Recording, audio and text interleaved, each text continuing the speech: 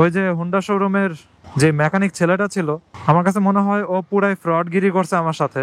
যখন আপনি কোনো মেকানিক, এটা শোরুমের হোক অথবা যে কোনো দোকানেরই হোক, তার সামনে যদি বলেন আচ্ছা আমি তো বুঝতেছি না কি হয়েছে তুমি দেখো তো, তখনই ও আপনাকে বিশাল খরচের লিস্ট ধরা দিবে। কিন্তু আপনি যদি তাকে একদম স্পেসিফিক ভাবে বলেন যে এই জায়গাটাতে এটা হয়েছে তুমি এইটা করবা, তাহলে ও শুধুমাত্র ওইটাই করবে। দেখবেন খরচ মাত্র 10% লাগছে, 10%-এরও কম লাগতে পারে। তো আপনি যতই বলদের মতো বিহেভ করবেন আপনারা তত বেশি বলদ বানাবে আর কি।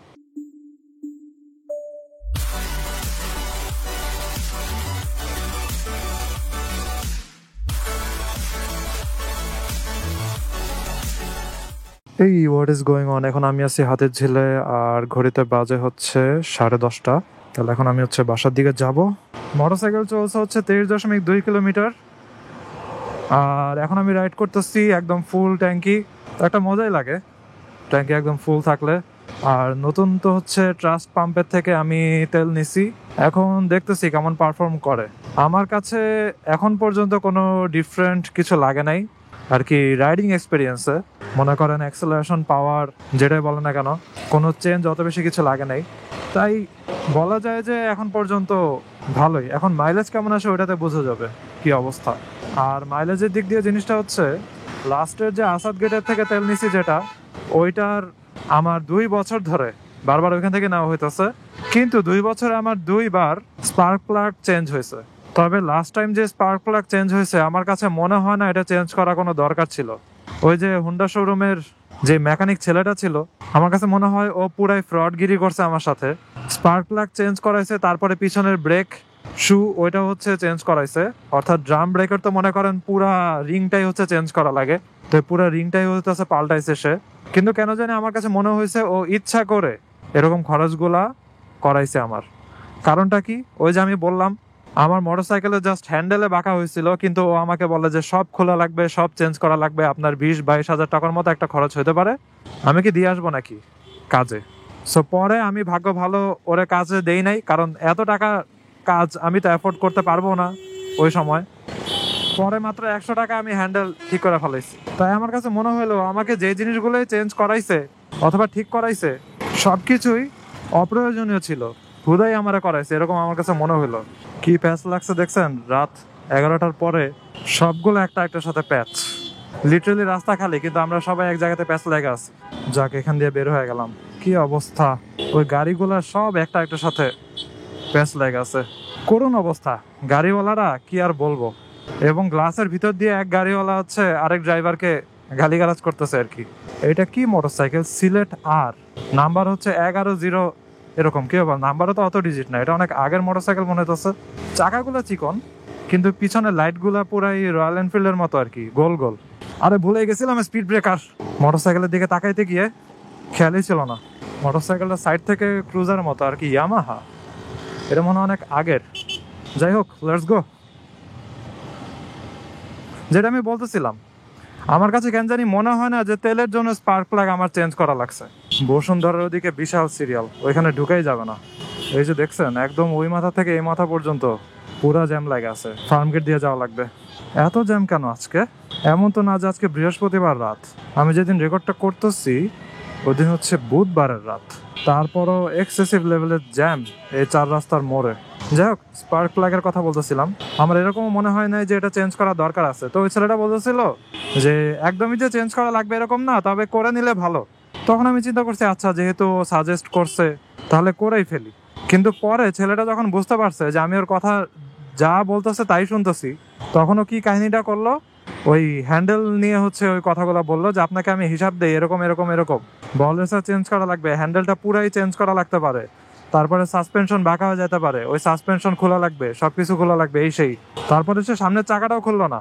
বলে যে নেক্সট টাইম যখন হচ্ছে আপনি আসবেন, এসে যখন হ্যান্ডেল ঠিক করাবেন আমাদেরকে দিয়ে, তখন হচ্ছে আমি আপনার চাকা খুলে তারপরে সামনেরটা এই চেক করা দিব না, গ্রিস টিস লাগানো যেটা করে আর কি ওগুলো করে দিব না।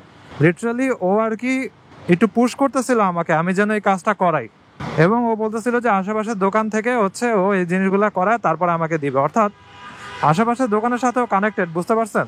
ও হচ্ছে ওই জিনিসগুলা করে লিটারালি মনে করেন হাতুড়ি টাতুড়ি দিয়ে বাড়ি বুড়ি মেরে তারপর সোজা করে দিবে, আর আমার কাছে বলবে যে সবকিছু খোলা রাখছিল, এই জিনিসগুলো চেঞ্জ করা লাগছে, এত টাকা দেন, এত 1000 টাকা। তো আমি বড় একটা বাচ্চা বেঁচে গেছি, ওর কাছে আমি কাজ করাইতে দেই নাই। যদি ওর কাছে কাজ করাইতে দিতাম আমার বড় একটা ধরা খাওয়া লাগতো। তারপর আমি কি করলাম, মগবাজারের একটা দোকানে একটা ছেলেকে দিয়ে হচ্ছে মোটরসাইকেল ওয়াশ করাতেছিলাম। পরে আমি ওকে বললাম, আচ্ছা এরকম কিছু করতে পারবা, ওই যে পাইপ দিয়ে যে টান দিয়ে সোজা করে ওই জিনিসগুলা। পরে ও বলে যে ভালো হবে যে লেদ মেশিনের দোকানগুলো আছে ওগুলাতে আপনি যদি করান। পরে আমি বললাম যে তুমি একটু দেখো তো টান টুন মেরে কিছু ঠিক হয় নাকি। অনেকদিন পরে রাস্তাটাতে ঢুকছি, ফার্মগেটের রাস্তাতে অনেকদিন পরে এখান দিয়ে গেলাম। এমনি সামনে দিয়ে যাওয়া হয় মানিক মেভিনুতে, আর এখান দিয়ে ম্যাক্সিমাম সময় যাইতাম আমি ভার্সারি দিয়ে যাওয়ার সময়। যাই হোক, পরে ও হচ্ছে পাইপ দিয়ে টান মারলো আর সোজা গেল, শেষ। পরেও কোনো টাকাই নিতে চাইনি, আমি নিজে থেকে ওকে 100 টাকা দিছি খুশি হয়ে। এই ছিল অবস্থা। শোরুমের পোলাপানগুলো যদি এরকম ফ্রডগিরি করার ট্রাই করে তাহলে কি করব বলেন। এখন যদি আমি শোরুমে গিয়ে হচ্ছে ওই ছেলেটাকে ধরি যে তুমি তো আমাকে এরকম বলছিলা কিন্তু এটা তো এত টাকায় ঠিক হয়ে গেছে, তখন ওই ছেলেটা বলবে যে আপনি তো বলছিলেন যে মোটরসাইকেল হিট খাইছিল, ওই কথা শুনে আমি আপনাকে বলছি যে এগুলো সব খুলে টুলে চেক করা লাগবে, আমি তো বলি নাই যে সবই চেঞ্জ করা লাগবে, আমি আপনাকে বলছি চেক করা লাগবে। এভাবে সে কথা ঘুরায় ফেলবে। আমি এগুলো জানি, ওদের টেকনিক। ওরা বিভিন্ন জিনিস আপনাকে মাথার ভিতর ঢুকানোর চেষ্টা করবে, কিন্তু যখনই আপনি ক্যামেরা ট্যামেরা নিয়ে আসবেন অথবা অন্যান্য মানুষ নিয়ে এসে তাকে ধরবেন তখন দেখবেন যে সে কথা চেঞ্জ করে ফেলাইছে। এই হচ্ছে সিচুয়েশন। যাই হোক, আপনাদের সাথে জিনিসটা শেয়ার করলাম, আপনারা কেউ যেন কখনো এসব ভাওতাবাজির সম্মুখীন না হন। আর আরেকটা জিনিস হচ্ছে, যখন আপনি কোনো মেকানিক, এটা শোরুমের হোক অথবা যে কোনো দোকানেরই হোক, তার সামনে যদি বলেন আচ্ছা আমি তো বুঝতেছি না কি হয়েছে তুমি দেখো তো, তখনই ও আপনাকে বিশাল খরচের লিস্ট ধরা দিবে। কিন্তু আপনি যদি তাকে একদম স্পেসিফিক ভাবে বলেন যে এই জায়গাটাতে এটা হয়েছে তুমি এইটা করবা, তাহলে ও শুধুমাত্র ওইটাই করবে। দেখবেন খরচ মাত্র 10% লাগছে, 10%-এরও কম লাগতে পারে। তো আপনি যতই বলদের মতো বিহেভ করবেন আপনারা তত বেশি বলদ বানাবে আর কি। এজন্য যারা বিগিনার রাইডার এই সমস্ত ব্যাপারে হচ্ছে জানাটা একটু কম আছে। আমি নিজেও কিন্তু এরকম, আমার নিজেরও হচ্ছে জ্ঞান খুবই কম এই ব্যাপারগুলোতে। কখনোই মেকানিকদের সামনে ওইটা প্রকাশ করবেন না যে আপনি কম জানেন। যখনই ওরা বুঝে ফেলবে যে আপনি কম জানেন তখনই দেখবেন যে ওরা খরচের লিস্ট দেওয়া শুরু করবে। এই হচ্ছে শোরুম অথবা দোকানগুলার মেকানিকদের ভাওতাবাজি। ওকে, ধানমন্ডি 27 নম্বরে ঢুকলাম। রাপা প্লাজা পুরো লাইটিং করে সেই অবস্থা। ডান সাইডে আবার হচ্ছে জেনেটিক প্লাজা, এটা আরেকটু সামনে। রাপা প্লাজা একদম আমি যখন লিটারালি বাচ্চা ছিলাম, যখন মনে করেন স্কুলেও ভর্তি হয় নাই, তখন থেকে চিনতাম। তো আব্বা আম্মু মনে করেন শপিং করবে অথবা কিছু একটা কিনবে, তখনই বলতো যে রাপা প্লাজা যাওয়া যায়, কারণ ওটা থেকে হচ্ছে কাছাকাছি হতো। আর এটা হইতেছে জেনেটিক প্লাজা, এই যে এটা। এখান থেকে আমি আমার গ্রাফিক্স ট্যাবলেট কিনছিলাম। আমার গ্রাফিক্স ট্যাবলেট ছিল হচ্ছে ওয়াকম 1, এবং ওইটা মনে হয় 30K-র মতো প্রাইস নিছিল। পরে আমি 20K-র মতো প্রাইসে ওইটা আমি আমার একটা ফ্রেন্ডের কাছে সেল করে দিয়েছিলাম, কারণ পরে গ্রাফিক ডিজাইনিং তেমন হইতো না, আর আমি আইপ্যাডে সুইচ করে ফেলছিলাম। সো যেহেতু আইপ্যাড আছে, পরে আমার আর গ্রাফিক্স ট্যাবলেটের দরকার হয় নাই।